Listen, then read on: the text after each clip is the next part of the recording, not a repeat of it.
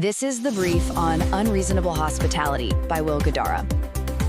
Okay, so this book, Unreasonable Hospitality, it's by Guidara, and wow, he basically spills the beans on how he took 11 Madison Park and made it like the best restaurant in the world. But it's more than that, right? It's kind of like a blueprint for any business, showing you how to totally rethink customer service, how to build real connections in what he calls the hospitality economy, where it's all about that connection and experience now. Let's dive into the big ideas. Okay, first up, Guidara really makes you think. Unreasonable hospitality, it's way, way more than just, good service. Service is just doing the job right, efficiently. But hospitality, that's where the magic, the color comes in. It's about making people feel genuinely great. It's not just about giving extra stuff. It's about anticipating things they don't even ask for. Turning those moments from just a transaction into a real human connection. See the difference? Second, and this builds right on that idea, you got to empower your team to create these magic moments. So Guidara talks about these ownership programs. Think like giving the coffee geek on staff the freedom and, yes, even the budget to make the coffee experience amazing. And then there's this cool thing called improvisational hospitality. He calls them legends. These are those off-the-cuff, super personal things that just wow people. Like the story of plating a fancy hot dog for visitors missing street food. Or, get this, leaving 100 grand bars for someone joking about needing cash. Doesn't have to cost a lot, just got to be really thoughtful, And finally, number 3. Guidara says going after this unreasonable hospitality is actually, kinda, a selfish pleasure. What he means is it makes the act of service feel really noble, really important. When your team finds real satisfaction and pride in making people feel truly welcome and happy, well, that just changes the game. Their work feels like it has purpose. And yeah, that boosts pride, morale, and guess what? It's great for business too. So yeah, unreasonable hospitality isn't just philosophy. It gives you real, practical ways for any business to build those genuine connections, create experiences that blow expectations out of the water, and really make customers feel like you see them. Welcome to The Critique. Today we're looking at Guidara's Unreasonable Hospitality, which really details how 11 Madison Park hit the top spot by focusing intensely on hospitality. Guidara makes a really strong case that this unreasonable hospitality idea isn't just for fancy restaurants, it's, universal. It's about delighting guests anywhere. Right. And this piece captures that spirit, but I think maybe we can push it a bit further, make it even clearer how it applies outside that specific high-end world. That's a good point. Because the stories, the anecdotes from the restaurant, they're incredibly vivid, right? Totally. But maybe for someone reading who isn't in fine dining, they can feel a little aspirational, almost abstract. Like, you get what they did, but figuring out how to translate that to your own, tech startup or retail shop, that's the tricky part. Yeah, the how. Exactly. So my suggestion here would be to maybe weave in some more direct translation bridges. Little examples, maybe non-restaurant parallels slipped in right beside the main anecdotes. Okay. Just to ground the principles a bit more for everyone, show how universal they really are without, losing the magic of the original stories. I like that. Making those aha moments click for everyone. Like, take the street hot dog moment. You remember that? Oh yeah, fantastic. For the European guests heading to the airport.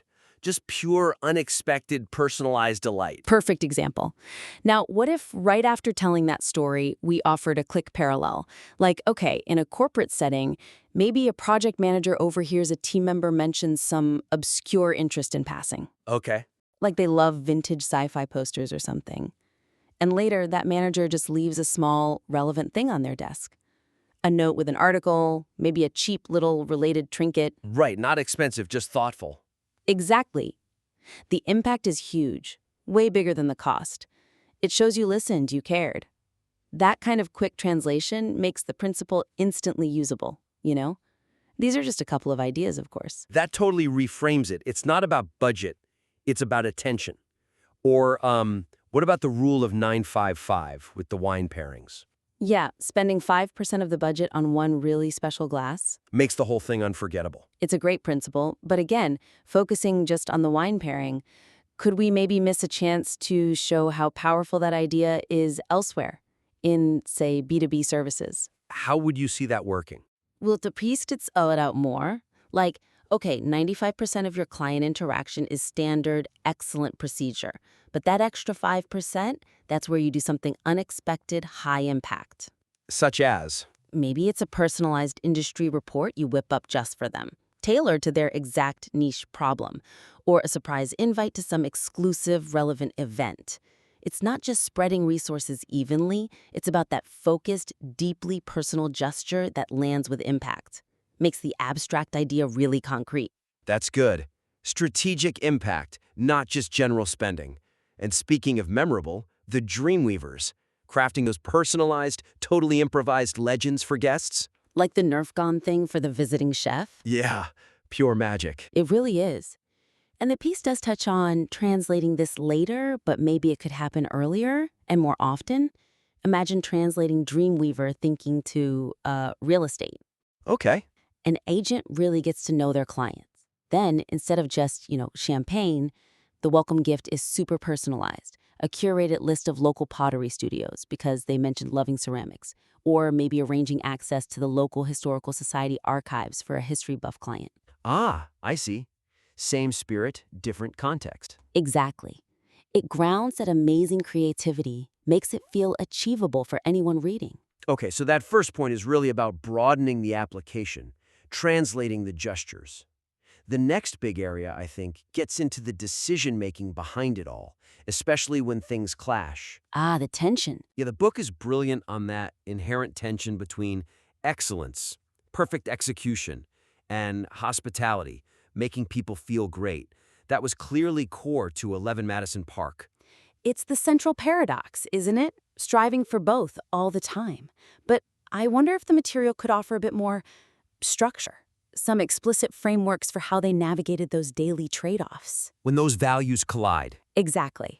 I mean, we see specific examples, like the souffle incident or swapping cannelis for granola, but the thinking behind it, the mental models, the processes Guidara and Hum use to consistently resolve those dilemmas, to find that integrative thinking sweet spot. Where you get both. Right. That could be explored more. We see the what, the solution, but readers probably crave more insight into the how. How did they actually work through that tension day to day? That makes sense. So the suggestion is maybe to dive deeper into the internal debates. What criteria did they use? What were the collaborative strategies to really achieve the and when goals seem to conflict? Focusing on the thought process, prioritizing, adapting, creatively mushing values together in real time. That's really interesting. Because saying you want both is one thing, but actually doing it consistently is another challenge entirely. Like, remember the decision to change the menu? To just list main ingredients, beef, duck, lobster. It's a forced conversation, yeah. But that meant the kitchen had to be ready with tons of variations depending on guest preferences. Huge operational lift. Precisely. And that's where the piece can maybe expand. What were the specific criteria? What resistance did they hit internally? Beyond Guidara's importance to me card, how did they actually convince the kitchen team that the potential for better dialogue outweighed the sheer complexity and cost? How did they frame it to get buy-in? Yeah. Getting into that negotiation, the persuasion, that would be incredibly valuable insight for any leader. Good point. It's rarely just a top-down order. And what about the decorative chargers? Daniel loved them, Will thought they were useless. Resolved by whoever cared more. Right. A classic dilemma, that one. Form versus function. I've seen plenty of decorative chargers in offices myself. Yeah. But, okay, beyond just who felt stronger, could we introduce maybe a more generalized framework there for tackling those stalemates in any business? Like what? Well, what objective criteria could apply? Impact on revenue, maybe. Team morale. Brand perception. Actual guest feedback. Could they have systematically looked at those? Or even tried to find a third option that genuinely worked for both sides? Maybe tested at small scale first? Exactly. Run a small test. Get some data. Moving it beyond just personal preference or who shouts loudest towards something more. Data-informed, but still empathetic. That blend of structure and passion is key, and another great example of navigating tension was after that tough Pete Wells review. Right, when they changed the menu presentations. Moving away from rigid speeches and giving servers more autonomy. A huge shift. And the material could maybe detail that process more. Like, how did they identify which specific parts of excellence, like perfectly consistent info delivery, needed to loosen up to boost hospitality, that genuine connection? What was the filter they used? Yeah. What was the mission statement question? As Guidara puts it, that helped them make that adjustment, especially right after a public hit like that review. How did they define the new balance they wanted? And crucially, how did they bring the team along with that change? That takes courage. It really does. A testament to their willingness to evolve. Which kind of leads into our third point, right? About the culture itself. The book really nails that cool-to-care vibe at EMP. Oh, absolutely. It shines through. Creating an environment where people are genuinely, deeply invested. But how do you sustain that level of care? That's the million-dollar question, isn't it? The benefits are clear. Guidara talks about this selfish pleasure, how it feels good to make others feel good. But I wonder if you could dig a bit deeper into the psychology. Okay. Like the mechanisms for actually fostering and sustaining that intrinsic motivation, that resilience, especially when things go wrong, because they always do, right? Like the James Beard loss or that bad review? Exactly. How did they cultivate and maintain that deep internal drive through disappointments? The why behind the consistent how. Maybe it needs a bit more psychological underpinning. So less about just the actions, more about the mindset support. Kind of. My suggestion is to maybe integrate more explicit insights into the emotional intelligence, the leadership tactics, the team building stuff that specifically reinforces motivation and resilience, making those soft skills feel as concrete and teachable as, how to properly fold a napkin. I see what you mean. Building a foundation that can weather storms. Thinking about the party right after they lost the James Beard Award. Daniel Boulud making scrambled eggs. Yeah, a great moment. But beyond just the act itself. Exactly. What if we analyzed the psychological intention there? How did that ritual specifically help the team, process the loss, reframe it, and get motivated again? What was said? What did leaders do in that moment? Right. How did they make sure the wallowing, as Guidara calls it, actually shifted into renewed commitment? It wasn't just scrambled eggs. It was deliberate psychological first aid for the team. Understanding that layer, that's powerful stuff. That really elevates it. Turns a nice story into a leadership lesson. And then the practical tools, like the Deep Breathing Club, the DBC. And the lapel touch signal for asking for help. Simple but powerful. Definitely. But again, maybe the material could explore the cultural shift needed to make those things okay, especially for those high-achieving thoroughbreds who probably found asking for help really hard. How did they make vulnerability acceptable? Yeah. How did leaders actively model that vulnerability? Show that asking for help was a strength? Was there specific language, maybe affirmations they used to really embed that idea into the team's DNA? That offers real actionable insight for anyone trying to build psychological safety. It's not just about the tool, it's making it okay to use the tool. Critical point. Making vulnerability a strength. And finally, Guidara owning his own mistakes, like not naming a successor or the issues with the speeches. Yeah, those moments of apology. Real humility from the top. For sure. And the piece could maybe spell out the psychological impact of those apologies more explicitly. How did admitting fault actually strengthen trust and safety? Not just fix the mistake, but build culture. Right. By modeling humility and accountability, it likely empowered everyone else to admit their own mistakes, learn, and grow. It turns a potential negative into a moment that actually deepens commitment and loyalty. It reinforces that cool to care idea from the very top down. Okay, so just to recap our critique for this really strong piece of work, we see three main areas for maybe adding another layer. First, broadening the applicability using more of those quick, diverse, non-restaurant parallels. Making the translation easier. Exactly. Second, really digging into the how of navigating that constant tension between excellence and hospitality, offering more explicit frameworks or insights into the decision-making process. The mechanics of the balancing act. Right. And finally, deepening the psychological side, exploring more explicitly the ways they fostered and sustained that incredible intrinsic motivation and resilience, especially through tough times. Yeah, making the soft skills feel really concrete. Welcome to The Debate. Today we're delving into the fascinating philosophy of unreasonable hospitality as brought to life by Will Guidara, particularly his transformative journey at 11 Madison Park. At its core, Guidara's approach posed a fundamental question. How do you truly achieve excellence in hospitality?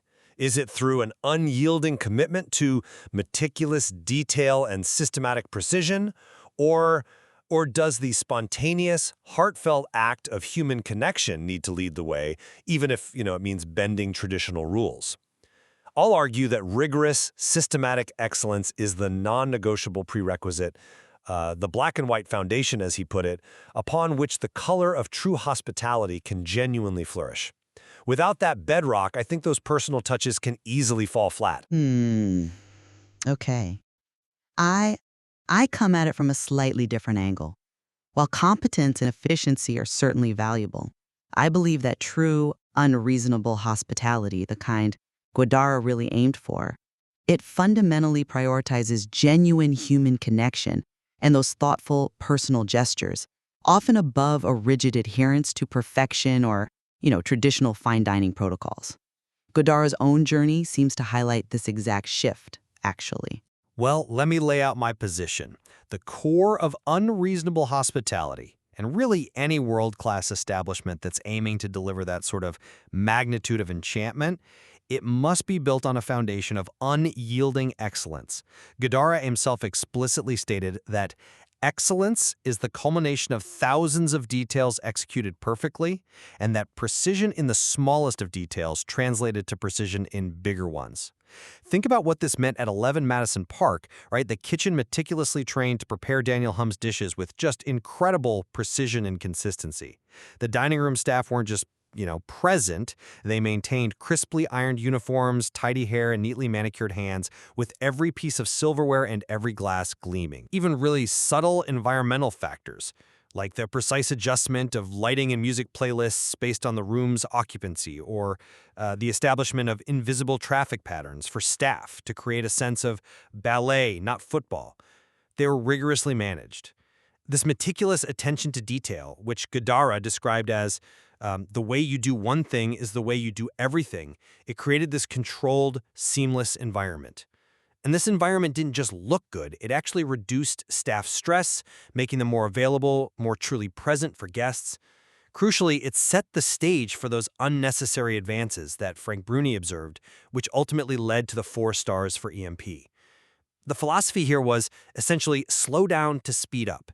You solidify the foundation before layering on any of the more complex, personalized elements. It's about creating an immaculate canvas before you even think about adding the brushstrokes of color. Okay, while competence is undeniably valuable, and your examples certainly highlight the importance of that foundation, isn't there a risk? A risk that such a strict, maybe overly black and white approach can actually stifle the very color of hospitality Guidara championed. I'm not quite convinced that excellence must strictly precede connection in some kind of rigid hierarchical way. Guidara himself made a pretty clear distinction. Service is black and white. Hospitality is color. And color for him was about genuinely engaging with the person you're serving so you can make an authentic connection. What's fascinating, I think, is that his journey actually revealed how an overemphasis on formal excellence could, at times, actively detract from the guest experience. I mean, consider his advocacy for serving soufflés the wrong way, technically speaking, if it meant the server could maintain eye contact and a conversation with the person they were serving. This wasn't about being sloppy. It was a conscious decision, right? Prioritizing human interaction over a perceived perfect presentation. And remember the cannelés, those notoriously difficult to make French pastries? He famously replaced them. Why? Because they were, in his words, too much about what we wanted to serve and not enough about what our guests might actually want to eat, opting for more approachable granola instead. This willingness to break rules and really question those unexamined fine dining rules for the sake of guest happiness is I think, absolutely central to his philosophy. It wasn't just about flawless execution. It was about the guest feeling truly seen and, well, cared for. Right. I completely appreciate the impulse to break rules for connection. I do. But it leads me to wonder, without that absolute bedrock of consistent excellence, do those personal touches risk being perceived as merely charming but ultimately superficial? Maybe even inconsistent? Guidara himself saw the consequences of this tension, remember, when basic service slipped at EMP, leading to guests waiting too long for drinks and the team sort of humorously humming Welcome to the Jungle in the kitchen, acknowledging the chaos. That foundation of competence and efficiency, that black and white service, it ensures that when a server does deliver a truly personal color moment, it lands with genuine impact. Why? Precisely because the guests' basic expectations have already been flawlessly met. Think about the restaurant focusing on those minute details, like aligning the Riedel logo on a wine glass, or ensuring silverware was precisely placed the length of the top joint of the thumb. These aren't just arbitrary rules, right? These unreasonable efforts in excellence are deeply for the benefit of the guest experience. They create this subconscious feeling of comfort and serenity that actually enables genuine connection by removing any friction or distraction. Even Pete Wells, a critic who's notoriously difficult to please, was eventually forced to cry uncle. He acknowledged a room full of people almost goofy with happiness due to the relentless, skillful campaign to spread joy. But that joy, I'd argue, was undeniably underpinned by that consistent high level of operational excellence that just removed any reasons for discomfort. Your point about foundational excellence certainly holds weight, and yeah, the impact of seamless operations is clear. But I'd argue that an overzealous pursuit of it can ironically create a kind of sterile environment and paradoxically undermine hospitality by making the experience feel less human. Consider Guidara's own powerful admission. I think it's really telling. If you've corrected a guest because you don't want them to think you've made a mistake, you've made a much bigger mistake. Why? Because shaming them makes it highly unlikely you'll ever be able to get that connection back again. Now, this isn't just about avoiding embarrassment. It points to a really clear hierarchy where connection must absolutely trump the need to be right or perfectly precise in that moment. It reveals Guidara's fundamental belief, it seems to me, that true hospitality at its most impactful often transcends efficiency and protocol. It prioritizes the guest's emotional state above everything else. And what about that memorable hot dog moment? Daniel Hum plating a street hot dog with all these sophisticated flourishes for a homesick guest. I mean, that epitomizes unreasonable hospitality, not through adherence to protocol or perfected systems, but through an intuitive, empathetic, and truly improvisational act. This was one-off hospitality, right? It's unscalable in the traditional sense, but it was deeply impactful because it was totally specific to you, speaking directly to that guest's heart. Similarly, remember the initial New York menu with its mandated speeches? That was an attempt at excellence in communication, sure, but it felt inauthentic to Pete Wells because it stripped the team of their authority to read the table and deliver an appropriate level of detail, ultimately making the meal less hospitable. As Guidara explicitly states, luxury means just giving more. Hospitality means being more thoughtful. And thoughtfulness about the individual's experience should at times absolutely supersede rigid excellence. That's a fascinating interpretation of those moments, particularly the hot dog one. But I would frame it slightly differently. While iconic, yes, the hot dog moment was a calculated risk that worked precisely because it was an exception built on the underlying operational excellence, not really a replacement for it. It was a spectacular flourish made possible by everything else running perfectly smoothly in the background. Consider the rule of 95.5 at EMP. This perfectly exemplifies how excellence can strategically fund and enable these spontaneous, extraordinary acts. By being disciplined the rest of the year in managing costs, they could then, splurge on one special rare and more expensive glass for wine pairings, or spend a truly obnoxious amount of money on an experience for the team, like closing the entire restaurant for a retreat. This clearly shows that consistent, thoughtful management, which is itself a powerful form of excellence, provides the crucial bandwidth and resources for those truly extraordinary hospitality moments. It gives them the freedom to take those calculated risks. Furthermore, the goal was never just to be random, was it? It was to make magic in a world that needs more of it through real intention. Even improvisational hospitality, the kind that might seem purely spontaneous, was eventually systemized, wasn't it? Through things like the +1 cards and creating the Dreamweaver role. This demonstrates, I think, that the most impactful hospitality could be consistently delivered only when excellence in process and preparation supported it. The transition to the mission statement to be the most delicious and gracious restaurant in the world. Well, that wasn't an abandonment of excellence. It was a reaffirmation of this inseparable nature, requiring them to part our vision down to its essentials, to find clarity and efficacy, not discard a fundamental pillar. Well, while the rule of 9-5-5 certainly highlights intelligent resource allocation, and yes, it provides the means for some extraordinary moments, I'd challenge whether scaling and efficiency truly capture the essence of that magnitude of enchantment Guidara was really chasing. Doesn't his emphasis that the value of a gift isn't about what went into giving it, but how the person receiving it feels, doesn't that point to something beyond systematic budgeting?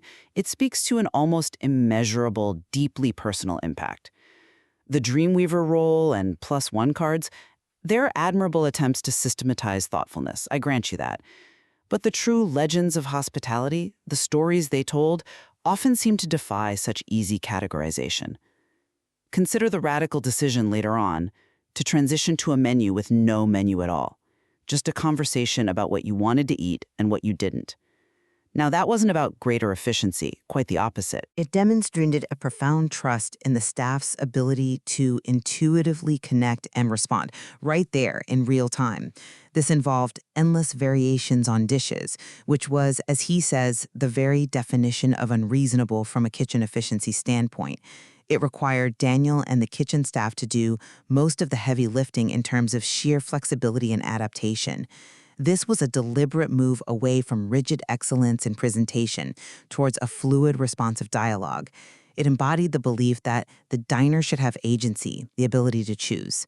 The core shift here, it seems, was from an expert telling guests what they should experience to a dialogue where the guests' individual desires shaped the entire meal, making genuine human connection and personal agency the primary driving force, even if it made achieving operational excellence significantly more complex.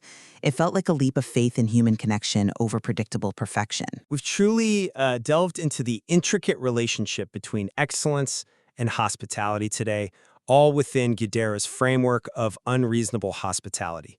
While I've emphasized the foundational necessity of meticulous precision and systematic execution, that bedrock that enables those extraordinary moments, my colleague has powerfully championed the primacy of genuine human connection and those thoughtful, even improvisational gestures as the real heart of what Guidara ultimately sought. Indeed.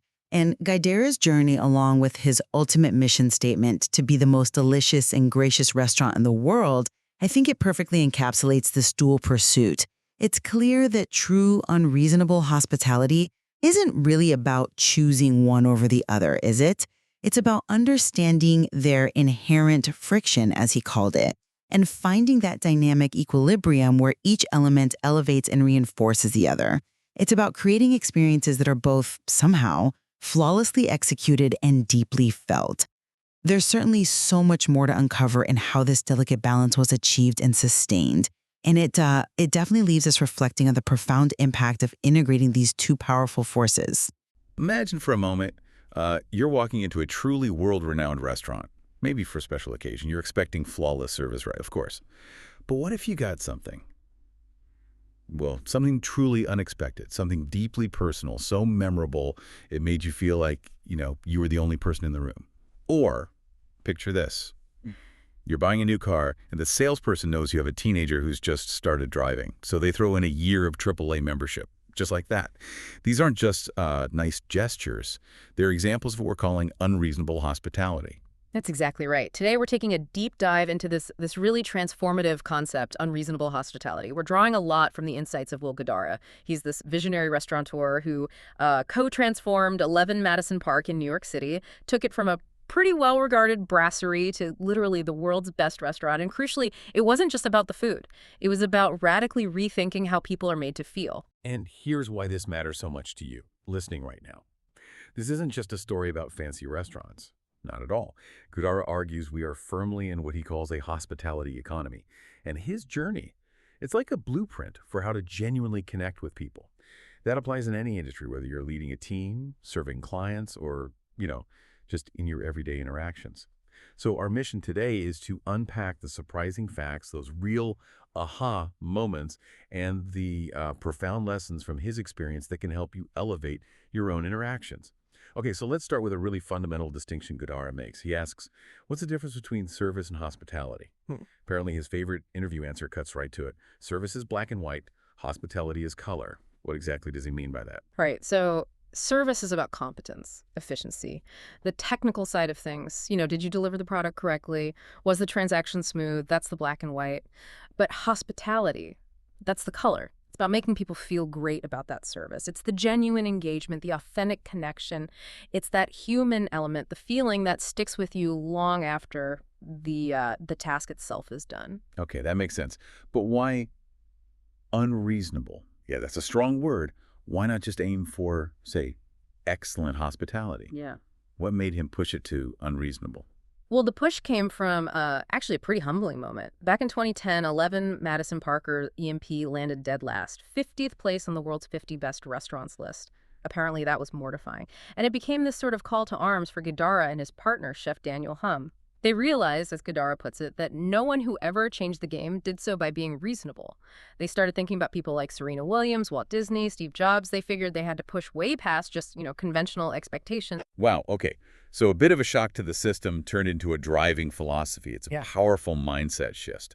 And Guidara really stresses how widely this implies, right? This unreasonable idea. Yeah. He points out something like, what, 3/4 of the U.S. GDP is from service industries? Exactly. Over 3/4. So this thinking applies everywhere. Retail, finance, healthcare, tech, you name it.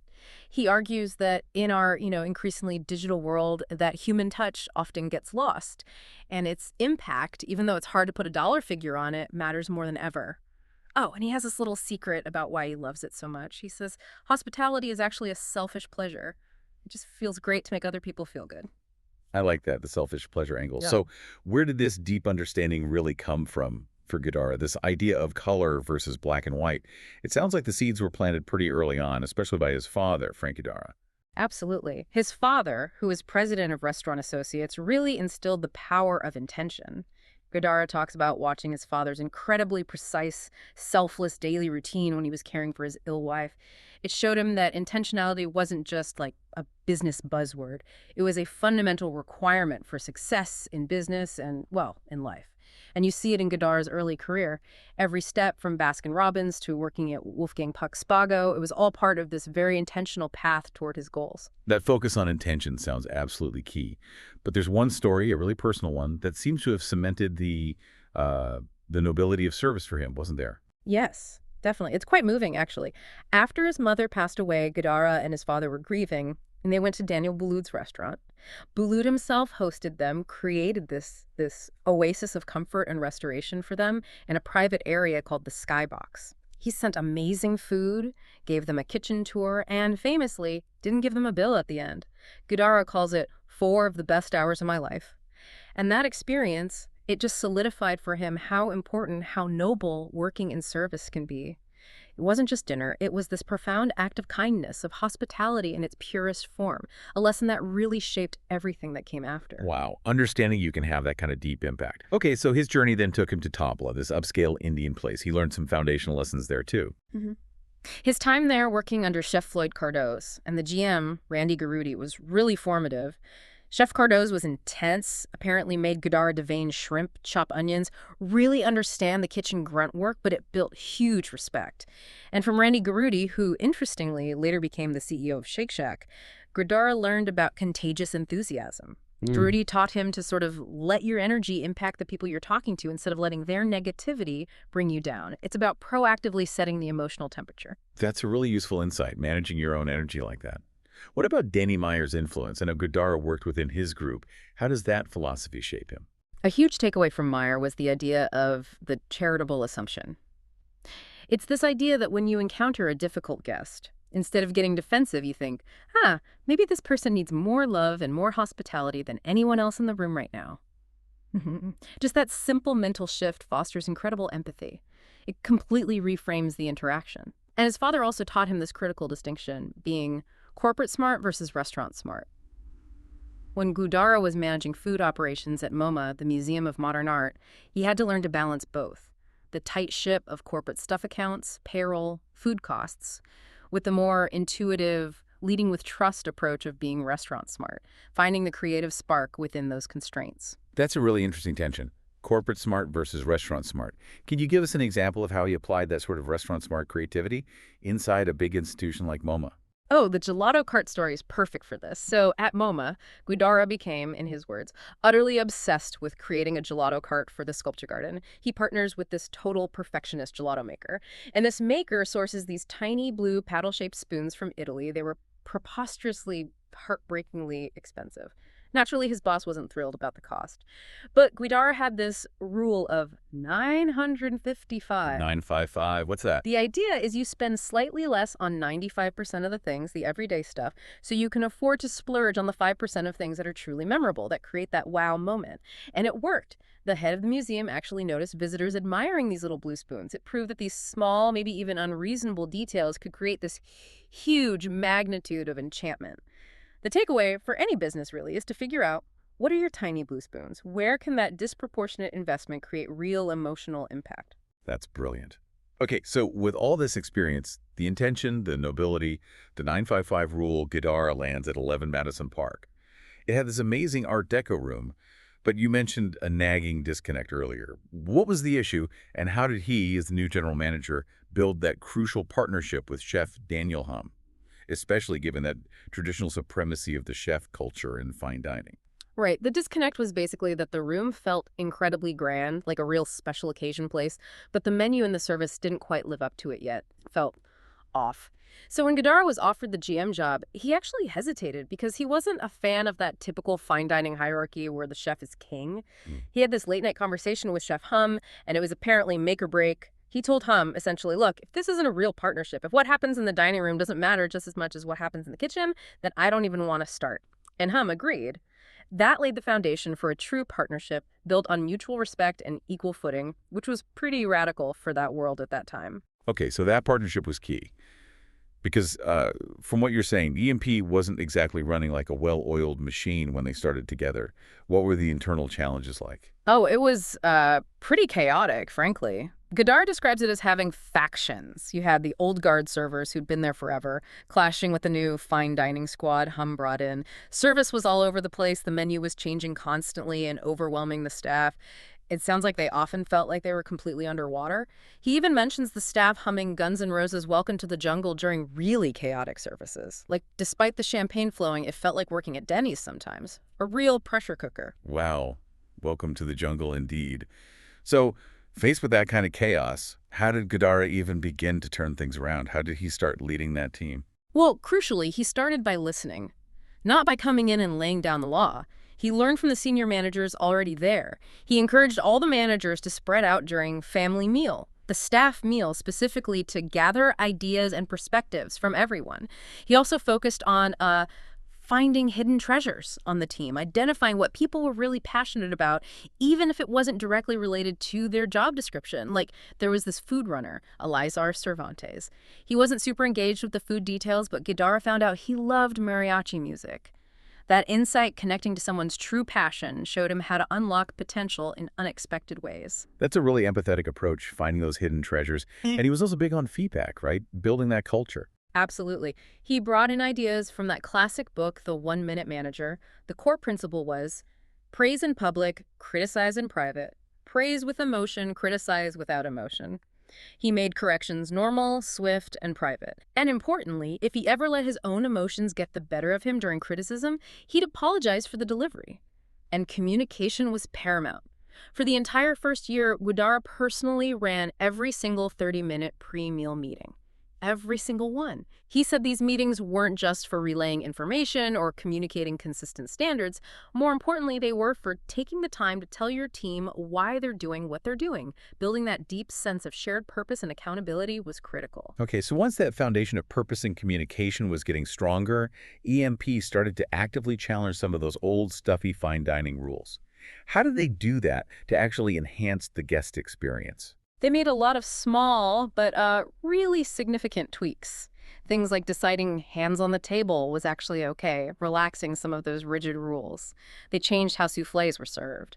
Instead of the traditional, technically correct way, the server focused on maintaining eye contact and conversation with the guest, prioritizing connection over textbook procedure. They even had cooks, still in their kitchen whites, run food out to the tables. They encouraged them to kneel down when explaining the dishes, bringing the kitchen energy right to the guest. Kneeling down to explain the dish, that's quite a statement. What's another good example of them choosing, say, guest happiness over just showing off their skills? Yeah. The granola story is a perfect example. So traditionally, fancy restaurants might give you a complex little pastry, like a cannelé, as a parting gift.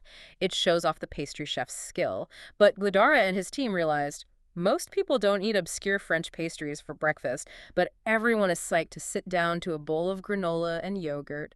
So they switched to giving away bags of house-made granola. It was about what would genuinely delight the guest, not what would impress other chefs or critics. Simple, but makes so much sense. Exactly. And this philosophy extended to hiring, too. They started intentionally looking for people with the right attitude and philosophy of hospitality, maybe instead of those with tons of fine dining experience. Guidara felt sometimes experienced servers came with too many bad habits, too much rigidity. They wanted people who were open to their way of thinking. Right, hiring for attitude and philosophy first. So it sounds like it really became, as he put it, cool to care at EMP. How did they cultivate that deeper cultural shift? It was about making that passion contagious. You'd see things like perfectly synchronized soup service, executed with flair. You'd hear staff genuinely excited, talking about making guests happy. Those conversations about hospitality would spill over into family meal. It wasn't just a job. It became a shared mission. And to push things further, Guidara and Hum started looking outside the restaurant world for inspiration, citing Miles Davis and his endless reinvention. They started holding these big strategic planning meetings. They'd close the restaurant and invite everyone, dishwashers, managers, cooks, servers, everyone, to brainstorm the future. Everyone. Yeah, total inclusivity. And out of those sessions came their 4 core values: education, passion, excellence, and hospitality. They also embraced this idea of integrative thinking, the notion that you don't have to choose between opposites. You can strive for both hospitality and excellence, like how Southwest Airlines aims for both low costs and high customer employee satisfaction. It's not either, it's both hand. Both hospitality and excellence. And what was the ultimate feeling, the ultimate impact he wanted to instill in the team with all this? The core message Guidara kept hammering home was this: the moment you start to pursue service through the lens of hospitality, you understand there's nobility in it. He'd tell them, look, you're not saving lives like doctors, but you're creating magic. You're creating this magical world they can escape to. That gave every single person, no matter their role, this profound sense of purpose. It elevated the work beyond just serving food and pouring wine. Okay, so the culture is transforming. But as EMP got bigger and more successful, how did Guidara make sure this creativity, this personal touch, could actually scale up? He couldn't be everywhere, making every gesture himself? That's a great question. He realized he needed to empower people through what he called ownership programs, letting individual passions drive excellence in specific areas. For example, he remembers having a pretty mediocre cup of coffee at another top restaurant and seeing an opportunity. So he empowered Jim Betts, a guy on the team who was a total coffee geek, and Kirk Kellaway, who loved beer. Kirk actually later became the GM of EMP. He gave them budgets, autonomy, and said, basically, make our coffee program or beer program the best. And they did. It freed up the main wine director, too. Guidara had this core belief: it might not work is a terrible reason not to try. He often said, the perfect moment to give someone more responsibility is before they're ready. His thinking was, take a chance and that person will almost always work extra hard to prove you right. That's a huge lesson in trust for any leader. That is a huge lesson. trusting people before they're ready. And they also apply this concept of the aggregation of marginal gains, right? Yeah. Borrowed from cycling coach Sir David Brailsford. What did that look like day to day? It meant obsessing over everything, improving everything you could think of, by 1%, constantly. This ranged from doing critic of the night dress rehearsals to fine-tuned service to creating invisible traffic patterns for staff moving through the dining room, making it feel like a ballet, not football. It meant aligning the little makers' stamps on the back of their fine Limoges china plates so they were all facing the same way when stacked. Setting silverware with absolute precision. These details sound almost neurotic maybe, but when you aggregate all those tiny 1% improvements, they create this powerful, almost subconscious feeling of comfort and serenity for the guest. The insight for any business is that relentless focus on every micro detail, no matter how small it seems, really compounds into a superior overall experience that people feel. It sounds incredibly precise, almost bordering on perfectionism. But what about when things weren't perfect? Like, what if a guest was wrong about something or misinformed? How did they handle those moments? Guidara had a really clear rule for his staff. Being right is irrelevant. Irrelevant. Yeah. He taught them that if you correct a guest, even if you are technically right, you've actually made a bigger mistake in terms of hospitality. The ultimate goal wasn't to prove the staff's knowledge or correctness. It was always to make the guest feel good. It's about prioritizing the relationship, the feeling, over being factually accurate in that moment. Okay, relationship over accuracy. And they didn't just focus on the meal itself, they rethought the entire guest journey, starting right at the front door. Yeah. How do they make that arrival feel less transactional? They totally transformed it. The maitre d's would actually Google guests beforehand, create little cheat sheets with photos sometimes. They'd confirm reservations a few days early, specifically asking if there was a special occasion they should know about. So when you arrived, they could greet you by name. They had a hidden podium, used subtle sign language between the front door and an anchor inside to manage flow smoothly. The goal was to eliminate that feeling of just waiting around like cargo, as Guidara put it. It was about making you feel instantly recognized, welcomed, and expected. Even the menu design changed to foster connection. They stripped away traditional descriptions, just listing the main ingredients: beef, duck, lobster. Just the ingredient. Yeah, which necessitated a conversation between the server and the guest. It forced a dialogue about preferences, preparation, what the guest was in the mood for. Guidara even used his own true confession, admitting he hated sea urchin to make guests feel comfortable sharing their own dislikes, like, "I'm not crazy about oysters," or "I really hate celery." It turned ordering from a simple transaction into a genuine personal interaction. That's so clever, designing the menu to force a human connection. Oh. Okay, but what about bigger problems, like, say, a budget issue or something operationally expensive? Did the unreasonable hospitality approach still apply then? Absolutely. That was a key challenge Guidara posed to his team. When faced with a problem, don't just default to cutting back or being more efficient in a way that diminishes the experience. Ask, what's the hospitality solution? A great example was the end-of-meal drink. Instead of just pouring a small, standard digestive fat, they started offering guests a choice from a beautiful cart, leaving the full bottle of expensive liquor on the table. Now, most guests only took a small sip, but that feeling of generosity, of abundance, that was priceless. And surprisingly, because actual consumption was low, it was often more cost-effective than other options. It shows that if you rethink the intention behind something, you can often find solutions that actually enhance the feeling, the hospitality, even when dealing with constraints. Okay, that's a fantastic example. And this really leads us to the ultimate expression of all this, right? The improvisational stuff, the legends, as they call them. This sounds like where the real magic happened. Can you give us a classic example? Oh, the hot dog story is probably the most famous legend. So there's a table of European tourists finishing their meal, heading to the airport soon. They casually mention they never got to try a classic New York street hot dog. Guidara overhears this. He slips out, buys a $2 hot dog from a street vendor, brings it back to the kitchen, and asks Chef Hum to plate it beautifully, maybe with some fancy garnishes. He presents it to the table. It's this tiny, inexpensive gesture, but it's so unexpected, so personalized, so unreasonable, and it became legendary. They talked about it for years. They even created a dedicated role called Dreamweavers, staff whose job was partly to listen for these opportunities and execute these bespoke magical moments. The insight there is just profound. It's about deep listening, noticing the small things, and then taking surprising, thoughtful, personalized action. It's almost never about the money spent. It's always about the emotional resonance. A Dreamweaver. That's incredible. So how did they make sure these amazing moments weren't just, random one-offs? Could they somehow systematize or scale this kind of improvisational magic? That's exactly what they tried to do. While those unique, bespoke moments were crucial for the legend, they also worked to systemize improvisational hospitality where they could. For instance, they developed +1 cards. These were little card servers carried with answers to common guest questions like directions, show recommendations, things like that. Ready-made helpfulness. They started offering nice-to-go glasses of whatever someone was drinking if they stepped outside for a smoke. If a couple got engaged at the restaurant, they'd gift them a pair of Tiffany champagne flutes, a standardized but still incredibly generous and memorable gesture. Guidara's point is, the value of a gift isn't about what went into giving it, but how the person receiving it feels.